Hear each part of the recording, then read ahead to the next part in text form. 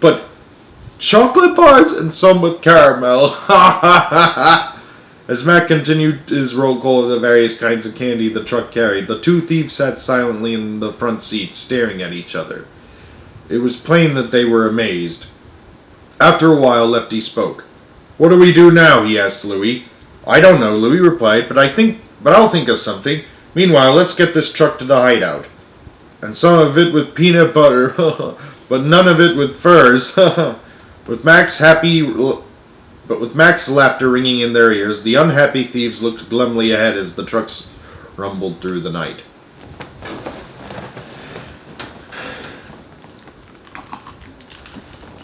Chapter 10. They traveled for a long time. Lefty was driving. Chapter 10. Taking a licking. They traveled for a long time. Lefty was driving very carefully, making sure he kept the big truck within the speed limit.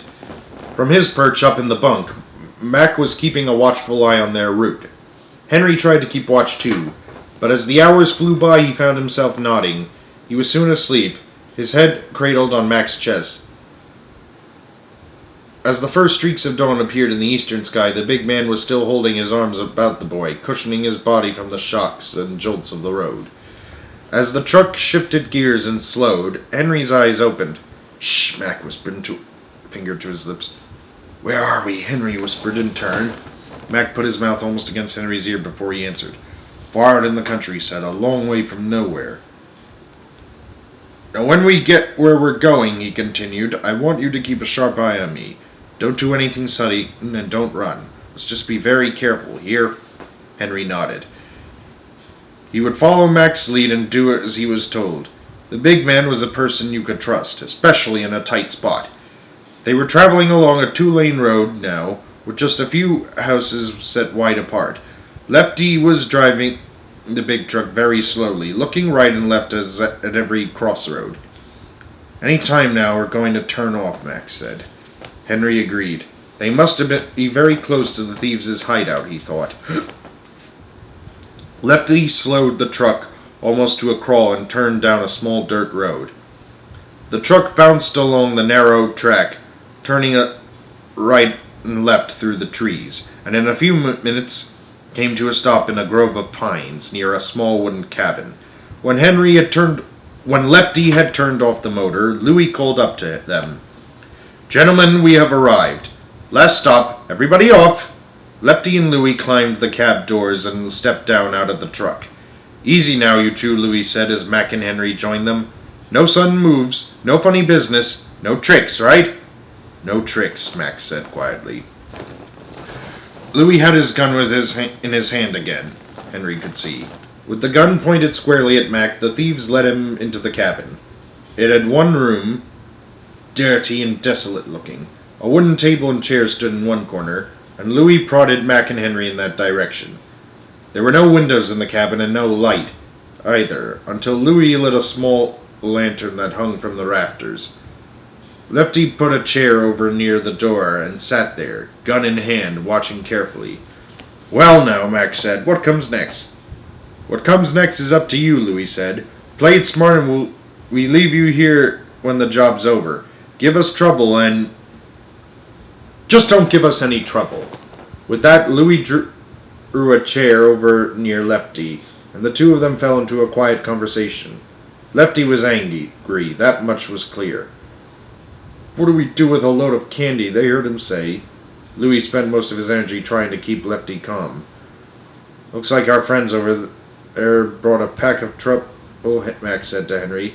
"Instead of furs, they got something they don't want," said Henry as they both had a quiet chuckle, followed by several minutes of quiet giggles. When their mirth had subsided, Henry asked Mac what was really going to happen. "I don't know," Mac said, "except for this. If either one of them tries to put a hand on you, I will personally lay them out flat, gun or no gun. So don't you worry, here." There was a kind of iron in Mac's voice now, and Henry was sure that, when the moment came, the big man would be ready for it. Just then, out of the corner of his ear, Henry heard a faint and faraway sound. It could have been a dog barking. Mac heard it too, and the two of them sat quietly listening. It was barking all right, but now there seemed to be 2 dogs barking. Mac put his hand on Henry's arm. "No noise now," he said. "Listen." The barking got louder and closer as the seconds ticked by. Louie and Lefty had heard it too. They stood near the closed door, listening for all they were worth. You had to be deaf not to hear the chorus of yelps and yowls. It was getting louder and louder with every moment. "Keep them covered," Louie shouted against the din. "I'm going out to see what's happening." Lefty shuffled over to the corner where Mac and Henry sat, his drawn pistol looking them straight in the eyes. Louis, gun in hand, opened the door and froze on the spot, but only for a split second. For at that exact moment, a big German shepherd came sailing through the doorway and landed on Louis's chest. Louis was knocked flat on his back. His pistol clattered across the floor.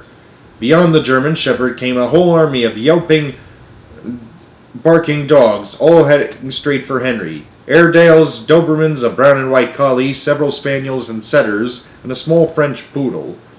They were yelping and jumping and barking enough to fill the cabin with noise and the little cabin with noise and confusion.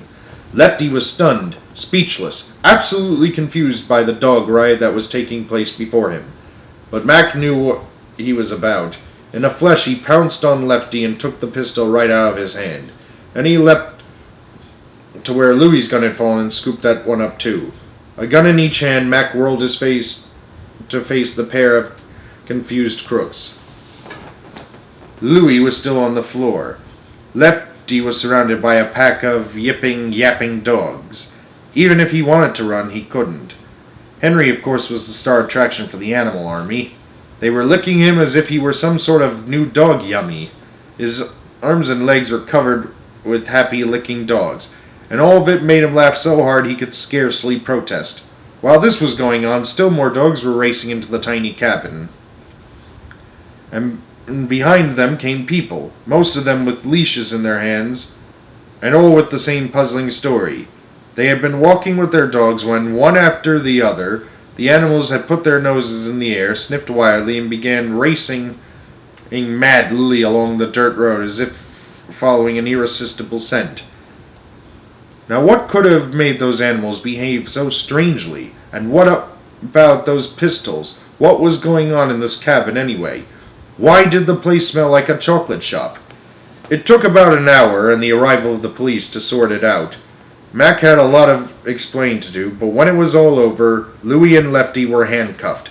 As they were being led away, Henry heard Lefty mutter, "We go after furs and get candy bars. We get to our hideout and we're invaded by dogs. It's getting so a guy can't make a dishonest living anymore." "Ha ha," said Mac and Henry together. As the police car turned out of sight at the end of the tree-lined dirt road, they were still laughing. "Come on, kid," said Mac between chuckles. "We've still got some candy to deliver." To be continued.